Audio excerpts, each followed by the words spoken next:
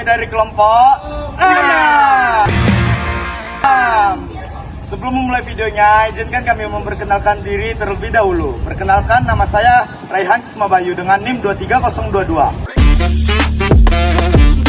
Nama saya Hafiz Al-Hanafi dengan NIM 23004. Nama saya Arfin Manurung dengan NIM 23013. Nama saya Nabila Rizky Putri dengan NIM 23011.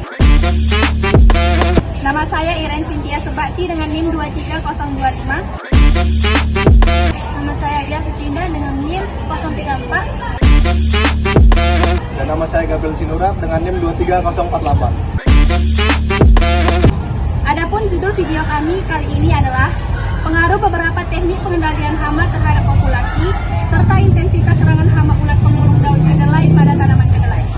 Selamat menyaksikan. Selamat menyaksikan.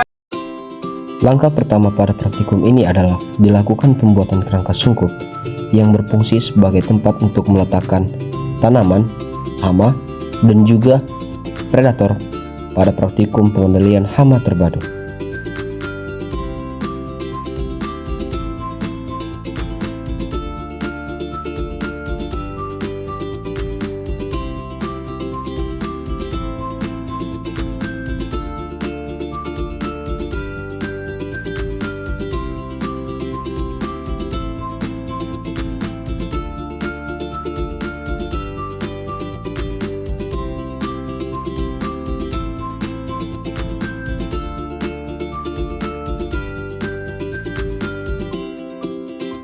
Langkah selanjutnya adalah pemasangan kain tile ataupun kain kasa pada kerangka sungkup. Pastikan agar tidak ada celah ataupun lubang yang cukup besar yang memungkinkan hama ataupun predator keluar dari sungkup. Selanjutnya, dilakukan pemasangan resleting pada sungkup. Pemasangan resleting dilakukan dengan cara menjahit resleting berukuran 1 meter pada satu sisi sungkup yang bertujuan untuk mempermudah ketika kita ingin melakukan pengamatan atau bahkan ketika kita ingin melakukan pemeliharaan tanaman. Kemudian dilakukan pengisian topsoil pada polybag yang nantinya akan digunakan sebagai media tanam tanaman kacang kedelai. Setelah itu dilakukan pencarian bibit kedelai berumur 2 minggu setelah tanam yang nantinya akan ditanam di dalam polybag yang telah berisi topsoil.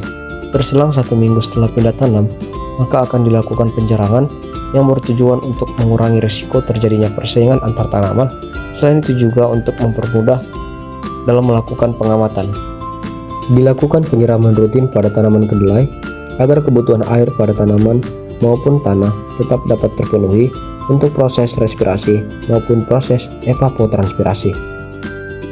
Setelah dilakukan penjarangan, maka akan diberikan perlakuan sungkup 1, tanaman, tambah hama, tambah inseksida. Sungkup kedua, tanaman, tambah hama, tambah predator. Setiap perlakuan akan diberikan sebanyak 2 ulangan. Langkah selanjutnya adalah melakukan introduksi hama ulat penggulung daun kedelai dengan cara meletakkan 10 hama ulat penggulung daun kedelai pada tiap tanaman. Artinya akan terdapat 40 hama ulat penggulung daun kedelai.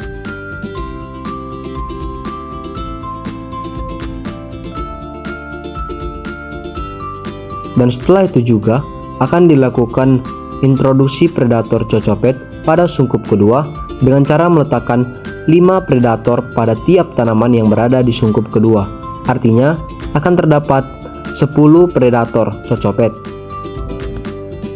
Setelah berumur 3 minggu setelah tanam, maka akan dilakukan pengamatan parameter tinggi tanaman kedelai pada setiap minggunya yang bertujuan untuk mengetahui pertumbuhan tinggi tanaman.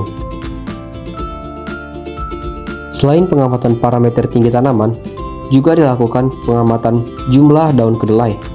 Pengamatan jumlah daun kedelai juga dilakukan pada setiap minggunya yang bertujuan untuk mengetahui pertambahan jumlah daun kedelai.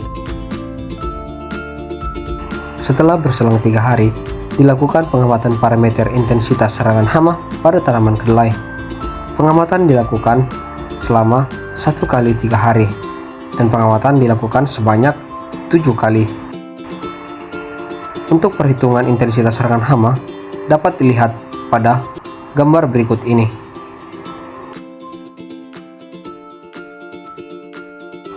Bersamaan dengan pengamatan parameter intensitas serangan hama, juga dilakukan pengamatan parameter mortalitas hama dan juga mortalitas predator.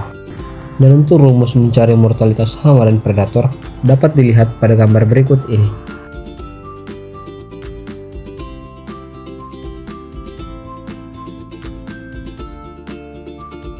Berselang 1 minggu setelah introduksi hama dan predator, selanjutnya akan dilakukan pengaplikasian insektisida pada sungkup pertama dengan jenis insektisida decis dengan dosis 1 ml per liter air.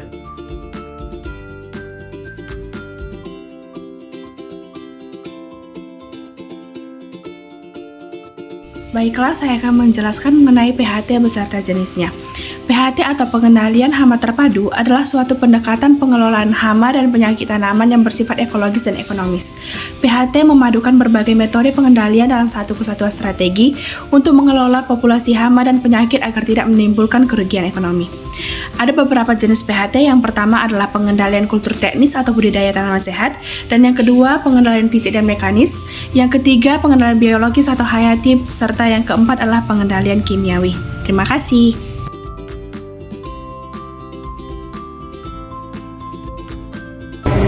Intensitas serangan adalah tingkat atau ukuran kerusakan yang disebabkan oleh organisme pengganggu seperti hama, penyakit, gulma pada tanaman atau komoditas pertanian.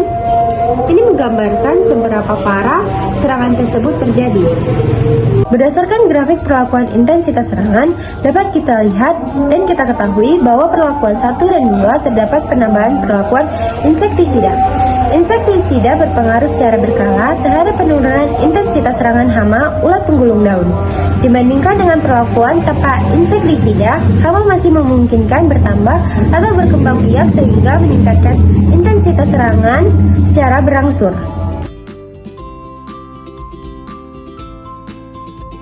Mortalitas hama. Mortalitas hama adalah tingkat kematian atau rangka kematian hama dalam suatu populasi selama periode dalam waktu tertentu.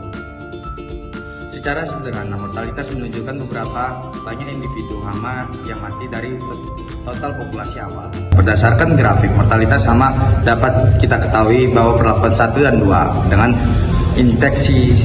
insektisida memiliki bentuk grafik yang berangsur menaik hingga menyentuh 100%, yang menandakan bahwa hama tersebut telah mati seluruhnya. Sedangkan pada perlakuan 3 dan 4 atau tanpa insektisida memiliki grafik yang cenderung tidak konstan, di mana terjadi penurunan mortalitas hama yang menandakan bahwa terdapat beberapa waktu bahwa hama tersebut muncul kembali dan masih bertahan hidup. Saya akan menjelaskan tentang mortalitas musuh alami. Mortalitas musuh alami adalah tingkat kematian atau angka kematian predator atau musuh alami dalam suatu populasi selama periode waktu tertentu. Secara sederhana, mortalitas menunjukkan beberapa banyak individu predator yang mati dari total populasi awal. Berdasarkan grafik mortalitas musuh alami, dapat kita ketahui bahwa perlakuan 2, di mana perlakuan musuh alami dan insektisida memiliki bentuk grafik yang menaik dengan konstan hingga menyentuh 100%, yang menandakan bahwa pemberian insektisida terhadap tanaman yang membuat hama sebagai makanan sang predator mati total turut membuat predator ikut mati, yang mungkin disebabkan oleh hilangnya pasokan makanan dan juga efek insektisida secara langsung maupun secara tak langsung. Sedangkan pada perlakuan 4 yang hanya musuh alami saja memiliki grafik yang cenderung tidak konstan, di mana terjadi penurunan mortalitas hama pada pertengahan pengamatan yang menandakan bahwa terdapat beberapa musuh alami tersebut masih tetap hidup seiring dengan pasokan makanannya yang masih tersedia. Sekian, terima kasih. Sekian video dari kami. Jika ada kesalahan, kami meminta maaf. Terima kasih.